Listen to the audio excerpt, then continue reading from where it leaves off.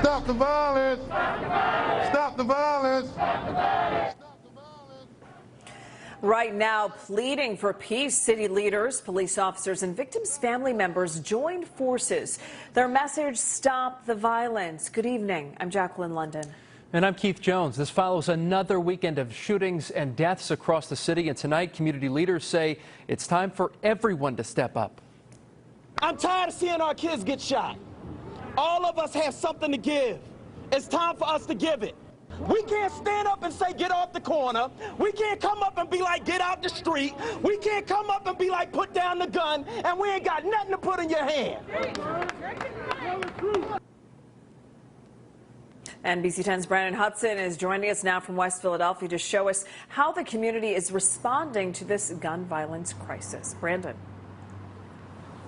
Well, Jacqueline, Keith, we've spoken to a number of people about the gun violence the past 2 weekends. Activists, parents, police. Some of them have used words like horrified and baffled. Well, we keep asking about solutions, which led us to a group of men cleaning up a city park.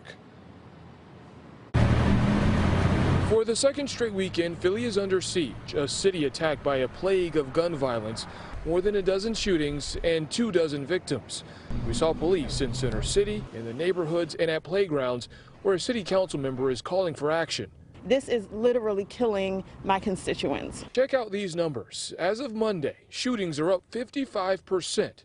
The number of victims has jumped 36% compared to August 2019. Thank you. On Monday, we return to West Philly, where community leaders are working on a change. What is this neighborhood like?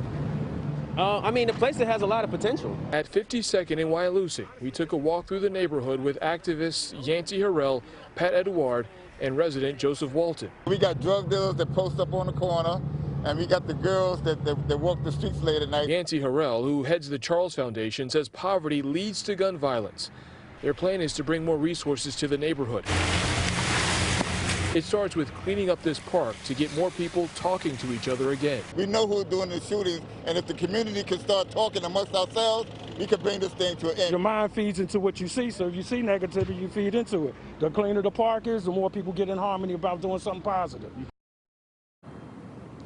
And think about this for a second. We spoke to a mom who lost her son to gun violence 3 years ago. She says when someone is shot, it at least affects 50 of those family members and then likely another 50 people in that community. So that's 100 people affected by this one shooting, and none of them took that bullet. Reporting live here in Center City, I'm Brandon Hudson, NBC10 News.